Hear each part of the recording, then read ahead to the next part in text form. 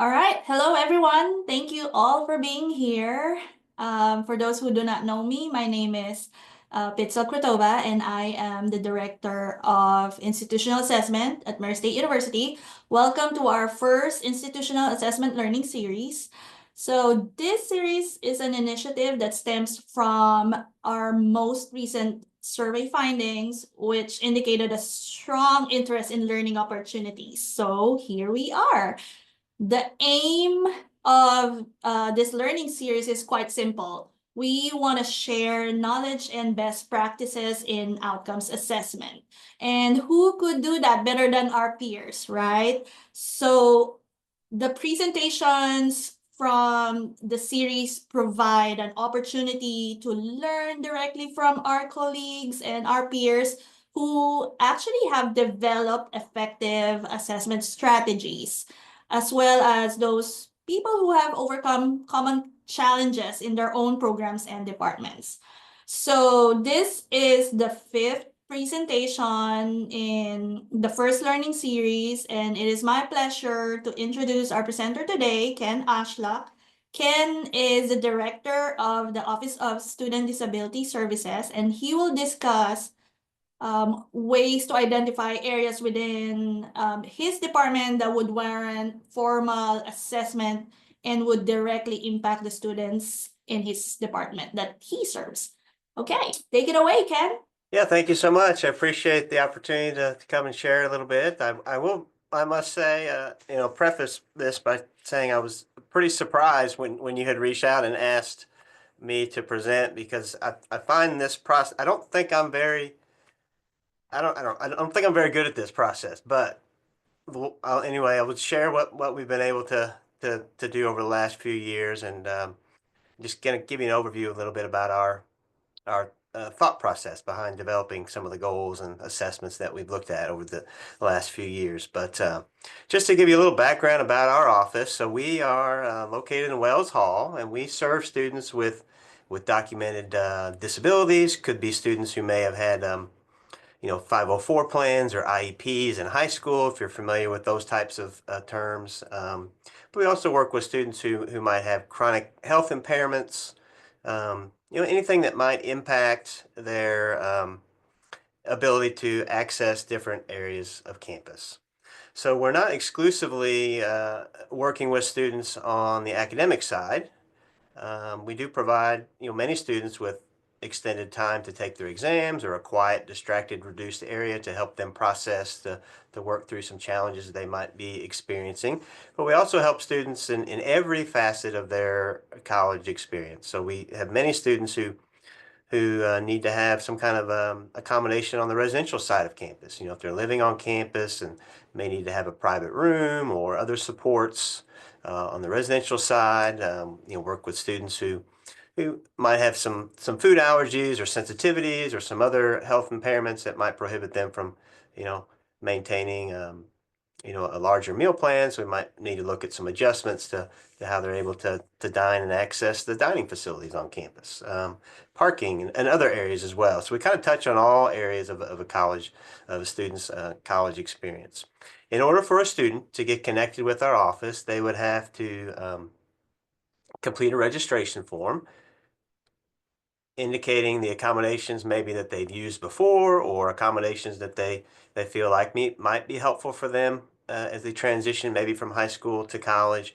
And then they would have to provide some kind of documented um, piece of documentation. Could be a letter from their medical provider, could be a full assessment report, maybe from a psychologist, or a copy of their 504 plan or IEP from high school, just so we can kind of have an understanding of what barriers they're facing and how we can help level the playing field as they transition to college. So that's a little bit about our office and how they can get connected with us. So yes, in order for a student to be able to receive any accommodations, they would have to provide that information to our office. Now, our office, we do not do any assessments, so students cannot come to our office and ask to be evaluated for a disability. We don't do that in our office. There are some places on campus that can help students with that process, and we can certainly refer them to those appropriate areas of campus. As we kind of look through our assessment reports here and kind of looked at a vision, a big part of student affairs is obviously recruiting. So Dr. Robertson is our vice president, and he's a tremendous support and a strong encourager for all student affairs divisions. Um, but he's always, not only does he emphasize recruiting, but something that is equally as important is retention, is keeping the students here. And so you may have heard in the next coming few classes of high school students as they're transitioning out, there's going to be a little dip in maybe enrollment numbers.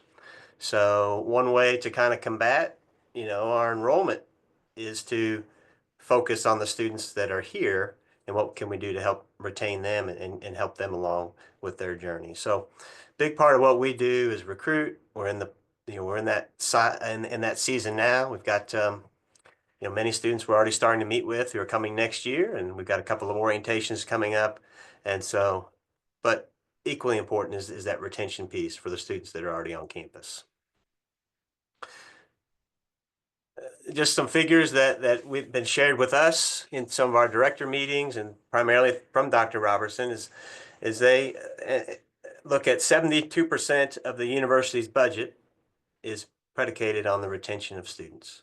And so that's an important part of what we do. So we kind of looked at our department in our area. Okay, what are some things that really would touch on that retention piece? And we've got three main components that we've identified. And one is our overall enhanced support program. It's called Project Pass, and we'll get into the particulars of that here in just a moment. But that's one area that we assessed. Then we also have a tutoring and mentoring program within our department. And then we also have a software program that is helpful for students that may have difficulties sustaining focus in class, or getting overly stimulated and distracted, and having a difficult time with taking notes and keeping up with that portion of some of their classes. And so we've got a nice tool that can be helpful for those students as a support. So Project Pass is our signature program that's based out of our office. It is the PASS piece stands for Program for Achieving Student Success. And so we look at students as they transition from high school to college in terms of how they would manage any accommodations or supports that they might need. And the management of those is quite a bit different as the student transitions from high school to college. Many of the focus and the emphasis really shifts from helping a student become their own self-advocate. So if a student's in high school and they fall under a special services program or having an IEP or a 504 plan, there are many people there on site at the school that will help the student to ensure that they get those proper supports and accommodations. On the college level, if a student does not come to our office and disclose to us that they have a disability or they have a need for certain accommodations or supports, we would not know that they are on our campus and are in need of those services. So a student has to disclose those to our office. So they have to become a little bit more of their own self-advocate in terms of seeking accommodations and identifying what supports work for them and putting those in place. So that's really what the essence of our enhanced support program is, to kind of help a student understand how to request their accommodations. And that can be a little, daunting and a little bit overwhelming as a student makes that transition. So that's really what our program is designed to do. So here's some of the main components that are part of that. We provide scheduling assistance. So when a student first comes to campus and they go through that orientation day, we will help them put together and devise that first year schedule, that first semester. Our associate director, she heads up our program. Her name is Stacy Collins, and she will converse with the student's academic advisor to kind of get some input from them, and try to let them know, here are some classes that we're recommending. Do you have any specific courses from your perspective that you feel would be a better fit? And then we kind of help the student develop that first schedule when they're on campus. If a student is living on campus, we provide them an opportunity to move into their residence hall early. So we have a pre-college orientation where we will help the student get acclimated to different departments on campus. We'll help them to, introduce them to all of the staff that are in our office. So if they have particular questions about any specific accommodations, we can help them get connected with those folks. But it really makes that transition onto campus, being a part of the campus community, living on campus much easier when they have an opportunity to do that a little bit early. So if students move in with us and participate in our orientation program, they will be on campus almost a full week before classes even start. So it really helps to make that transition a lot smoother. Um, Students do not have to live on campus to participate in our early move-in program. Um, the orientation piece would still be available to students if they're a commuter, so they can still participate even if they are commuter students as well. So they're not left out. And then we have a couple of support classes that are a part of our program. And we do one in the fall semester during their first semester on campus. And then we have a follow-up course that would be a part of their spring schedule for their second semester. And then built into that is also our tutoring and mentoring program. Another area we looked at was our mentoring program, Project Mentor. This is a tutoring and mentoring. We kind of use that term interchangeably. Um, but this is where we take students and we pair them up with upperclassmen um, to help with either the core content of a particular subject. So, for example, if a student might have a learning disability, maybe in math or a written expression, then we can help them and pair them up with someone who is well versed in math courses they might need to have, or English courses, those types of things. But we also look at helping a student organize their time and task management, organizational skills, those types of things. Just will help the student best learn how to navigate Canvas and MyGate and those important platforms that students are expected to kind of review on a daily basis and stay connected with. Writing skills, so we can do a variety of different things.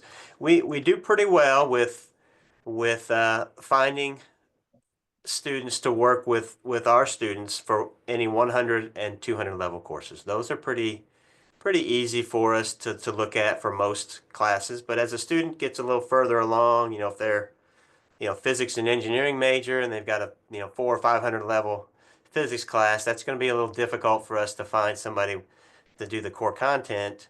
But we can still help a student work on organizational skills and just any kind of writing that might be involved with those classes. So those are some things that that we really try to emphasize and focus on with that program. And then our Glean program. What this is, it's an online platform where we can provide students with an account.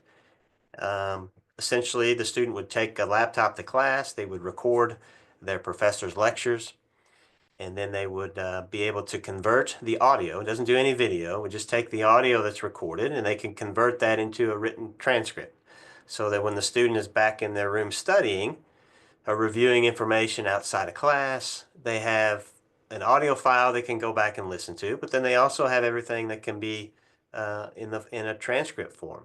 But the student can use the program to take notes. They can enter their own information. They can post slides and images and put in links in there. So it's really a digital platform for them to take notes. So it's a pretty robust program that is been really a game changer for a lot of our students. A lot of students really benefit from using it. We have had some preliminary conversations with some other departments about perhaps maybe acquiring this to offer it to non-SDS students, or maybe eventually maybe having enough licenses to offer it to any student on campus. That's kind of a pipe dream of mine, but that's a conversation for another day. But anyway, it's a good program to help students who might have ADHD or severe anxiety, or when they're sitting in a lecture class and just having difficulties focusing and trying to stay on task. This just gives them, I kind of call it a safety net for them to be able to have some information that they can fall back on and review later uh, at their leisure.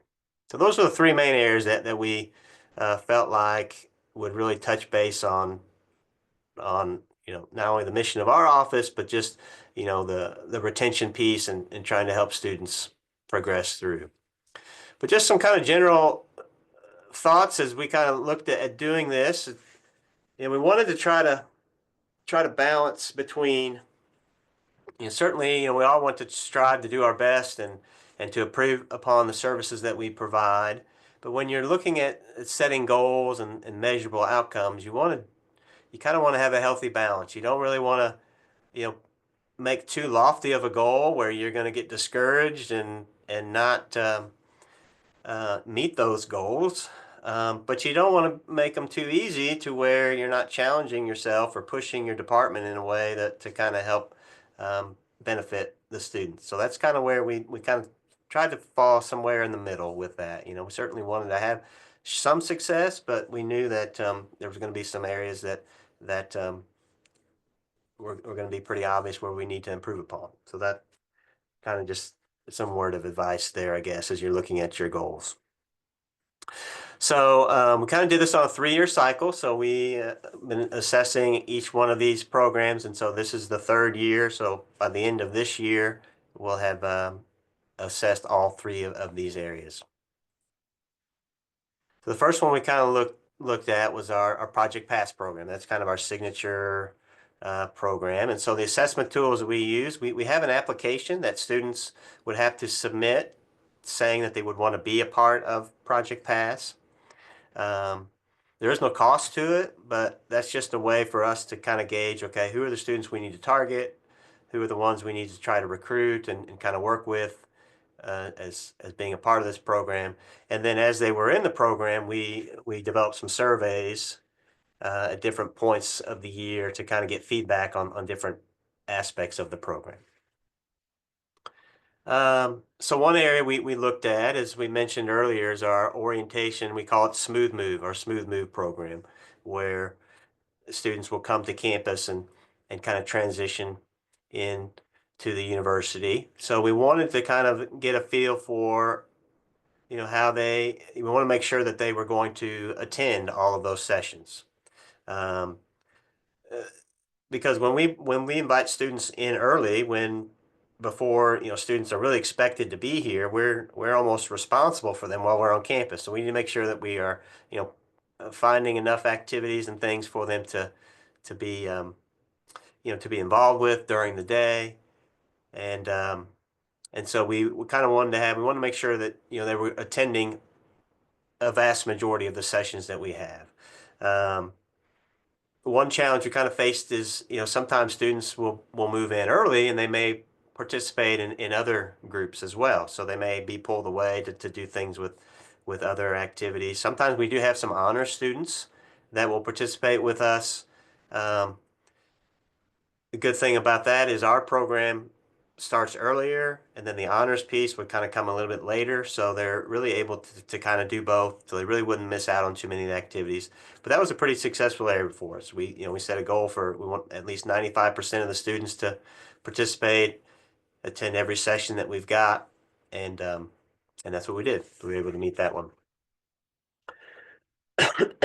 Another area we looked at is, we looked at we wanted to get some feedback on the particular sessions that were happening on campus. And so some things that we do, we will have different speakers. So I see Chris Ferguson is on here. We usually make a trip to the library and help them to introduce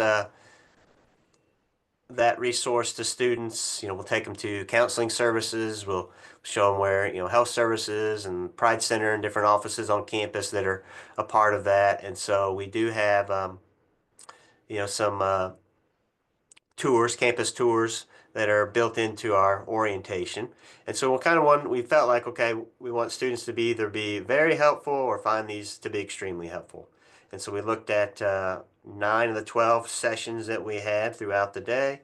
And yeah, so we fell a little short on that, but that's not necessarily a bad thing. That just kind of tells us, you know, we really need to try to maybe get students' input sometime as we're meeting with students to try to find out, okay, what are some meaningful things that you would want to maybe see when you first come to campus? And so it gives us an opportunity to have some conversations to see what what activities or interests that might be. We've been doing this for a long time, and many of us in our office, we're several years removed from being in college, and so we think we know what they are interested in and what they want and what they might need, but sometimes yeah, we just need to do a little better job of finding directly from the student what those interests might be.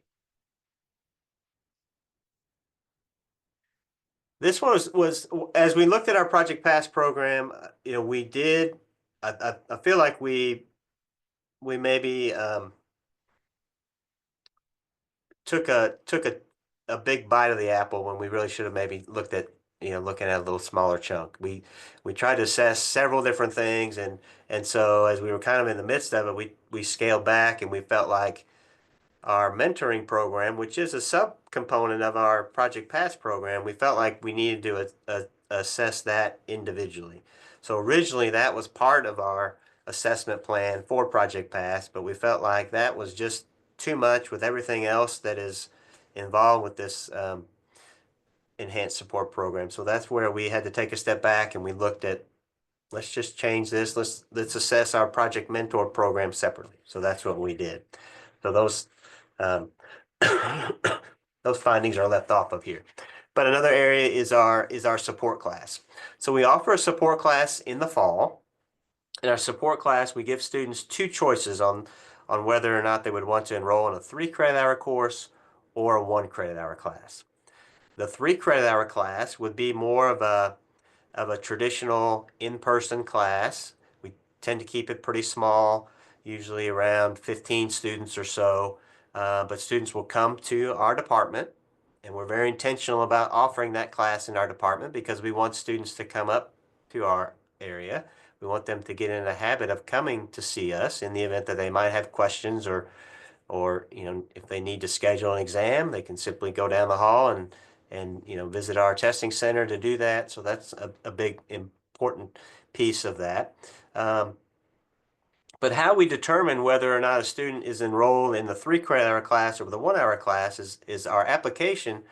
We ask some students some questions about some of their study habits, how they feel about transitioning from high school to college, and if we feel that they've got a pretty good understanding, but we still want to kind of help them to get connected with our office, we may opt to just allow them to enroll in the 1 credit hour class. But if we really see the sense that they really need to have some more direct supports, more structure, then we would refer them to our 3 credit hour class. So we were hopeful that everybody in the class would find it to be helpful or extremely helpful, and we were very fortunate that everybody did. So that was a big positive for us. Then we wanted to look at, okay, what we want to make sure that we're retaining our students from the fall to the spring. Sometimes, as everybody knows, there's students who may decide to withdraw or may have some other issues that might pull them away from one semester to the next. And so we wanted to look at, okay, a big part of this program is retaining them and helping them to feel comfortable and keeping them on campus. And so we were able to meet that goal of retaining a good portion of our students. So working with the Office of Student Engagement and Success, which is based out of the Office of Student Affairs, they had indicated to us that they were expecting that the 24-25 retention rate would be about 67%. So we were right, we were above that. So we felt pretty good about our efforts and some things there related to that. Of course, we have a much smaller group of students to manage, but yeah, we felt pretty good. So we feel that our retention numbers are on par with what the university offers.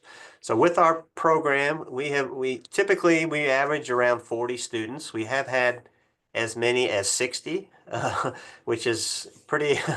That's a good number. That's when we get up to 50 or even 60, like we did one year, it becomes really um, difficult to manage. But yeah, I would say 40 is probably where we've been averaging, and so we're on par to be close to that, I would think, for this next class coming in for next year.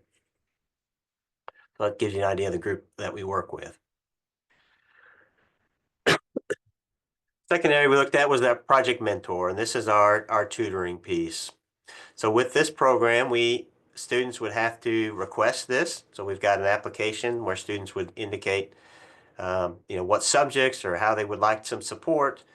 We would also, ask, students to complete surveys just throughout the year, just so we kind of have an idea of how they're benefiting from it. But we not only did we survey the students who are working with tutors, but we also surveyed our mentors so that we could get a sense of how their experience has been working with students.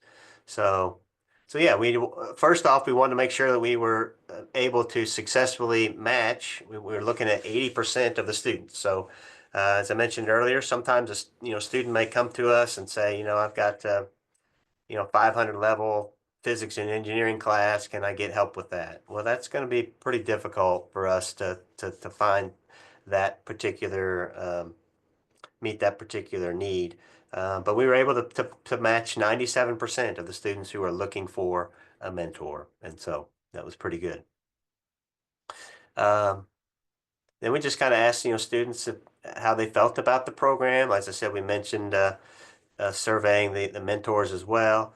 And so pretty good numbers there. But then we have, this is the only piece of our program that we charge. So mentoring and tutoring is considered a service, is not considered an accommodation. So in other words, we're not required by law to provide tutoring. Students who, if they work with a vocational rehabilitation counselor, which a lot of our students do, they will often pay for a student to work with a tutor. So that's one resource that a student can utilize to get this service paid for.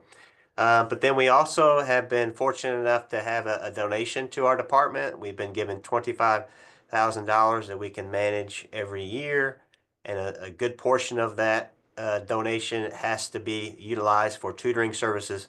So if a student is not working with Voc Rehab, then we have some other uh, resources available to help students get that covered.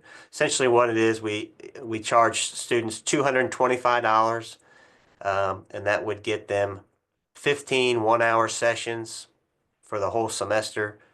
So we have some students who work with mentors for multiple hours, but we were able to provide 93% of the students who applied for tutoring did not have to pay anything out of pocket. So very few students if that had to pay anything on their own. And the last area we looked at was our Glean accounts. So when we first signed up signed a contract with Glean, we really weren't quite sure how many licenses to purchase. And so it's kind of been a little bit of a guessing game, but I feel like we've done really well with managing that. But every time you have to add licenses, you can only do that in increments of 25. So um, we understand that we're probably not going to utilize all the licenses that we have, but we want to make sure we've got enough on hand in the event that we have students that come to use them. So the first thing we want to do, we just want to kind of get a feel for how they feel about the program. And so the good thing about about Glean is they also survey students as well. We put out our own survey, just was kind of specific to Murray State, but they will also um, survey our students, and they will send us the results. So that was kind of an easy way for us to do that. We used an internal survey, but then we were also able to pull from the survey that Glean utilizes. So yeah, so vast majority of the students using the program found it to be helpful. And then as we're kind of looking at this, we do issue students licenses and provide them with an account. But it's something that we have to monitor. We have to keep track of it. And so we want to educate students on how to use this. So we take a lot of time to individually meet with all the students who are using the program. We'll give them a demo of how to use it. We'll help them get set up with an account, and then we'll provide them with some resources on how to use it. Their website is fantastic. They have a lot of good videos, trainings, testimonials, and things students can utilize to learn more about it. So we just don't want to give them an account and then just turn them loose, because it's not going to be meaningful. They're not going to really take the initiative to do that on their own. Some of them might, but we want really kind of be more involved with helping them to get acclimated with it. So with that, we have to monitor the accounts. And so with that, we can see how often a student is using the program. So if it looks like, they haven't gotten started with it or aren't recording very much with it, then we'll reach out to them to see if they need any supports or if they have any suggestions on what we can do to help. And so as we were doing that, and we found, we ended up having to deactivate about 43% of the accounts, but that's not all from um, disinterest. A lot of it is, student might only use it for, the one semester, and then they might graduate. And, when we first started this, so, students can have access to their account the entire time they're on campus. But they do have to renew some things with our office each semester so that we know that we're using it. We found that some students are, um, they may not need it for every class. So there might be a semester where it might be more uh, used more often. Maybe the next semester, they have little different style classes, may not be heavy lecture, might just be more, discussion based or other types of, seminars or whatever, where it may not be necessary to record every class session. So we did kind of have to monitor and go through that. But that's just I think that's a good thing, because that helps us to stay on track of it. And so part of the donation that I mentioned earlier, we do use a portion of that to pay for Glean. And so we want to report back to our donor to say, okay, here's how we are best, managing the resources that you provided us. We're trying to be good stewards of that donation. And so we do provide them information about how we are using it and the feedback that we're getting and how the students are benefiting from that. And we're hopeful that at the end of the 5 years, they may renew that. We're very hopeful. That would be tremendous blessing. So yeah, so as we kind of look through this, as we kind of do these assessments each year, I think it's important just to, make sure that you're taking time to reflect on how the last year went, whether it was, positive outcomes or maybe you had a bit of a rough year. That's okay. That's kind of what all this process is about as you kind of fine tune your programs and services to meet the needs of the students. You're going to see some peaks and valleys and some, highs and lows, but that's okay. But ultimately, just keep in mind, the goal of what we're here for and what we're trying to do to help students.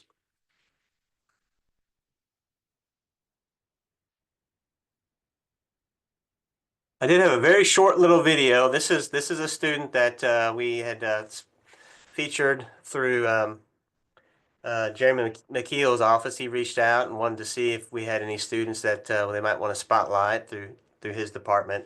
And Tara is she's getting ready to graduate. She'll be graduating at the end of this semester, and she has gone through our program. So she came in as a freshman using Project Pass. She has been using tutoring and mentoring every semester. She's been on campus, and she's also benefited from our note-taking program as well. My name is Tara Payne, and I am from Gainesville, Virginia, which is basically 12 to 14 hours from here. I am a senior at Murray State, and I'm a veterinary technologist major. What brought me to Murray State was like Kentucky, because Kentucky is like 4.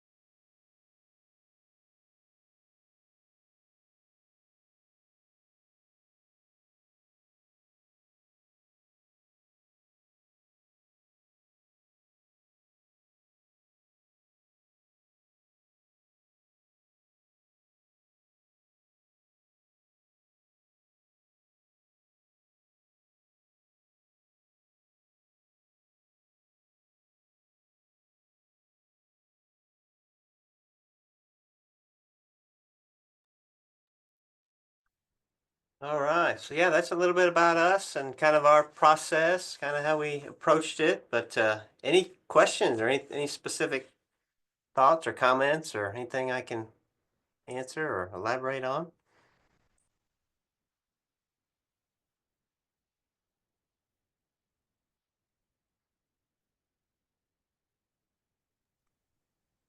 Well, Ken, while everyone's thinking about the questions, I want to say thank you. That was well presented. And the whole idea about doing each outcome, like one every year or 3 year cycle, that kind of makes it really easy. Um, yeah, and that was really great. I don't know if I have a question, but like some of your findings you had where you actually achieve your target and pretty much went over them. Looking back, are you looking at maybe refining the measures you use or maybe just keeping it the way they are? Yeah, What are your we thoughts here? typically we try to just not necessarily revamp, but we do try to tweak things even if they are going well, because you know we don't want to have a cookie cutter program because it's not going to fit one group of students the same way it might for students coming in the next year. So we do try to refine a little bit and try to just make slight revisions. The way I guess the biggest area that has seen changes in recent years would be our support classes. We used to have, um, one support class that every student would have to enroll in, and that was a one piece where we just we're getting some pushback from some students that said, I don't really feel like I need to be in a 3 credit hour class. And what really also prompted that too is years ago um, the tuition model wasn't in place like it is now, where if you right now if you take between 12 and 15 hours, you're going to pay the same amount in tuition, and if you go over 15, then you have to pay extra in for every credit hour that goes over 15. So we didn't want to penalize our students for, you know, enrolling in our program and have to have them pay more in tuition. So that's where we thought, well, let's maybe look at it. We can scale it down and offer a 1 credit hour class so that perhaps, students wouldn't have to, to pay anything above and beyond the 15 hours. So. Thank you, Ken, for this thoughtful presentation. I mean, I should really say this. We truly appreciate your practical experience and deep understanding of how assessment functions within your office, which is exactly the reason why we invited you to present. So I hope the invitation didn't come as too much of a surprise to you. Well, thank you. I appreciate that very much. Yeah, I don't know. Like I said, I was very surprised when you had reached out, but yeah, I hope this was helpful. And yeah, thank you for the opportunity and I appreciate everybody's time. Do we have any other questions before we actually close this presentation?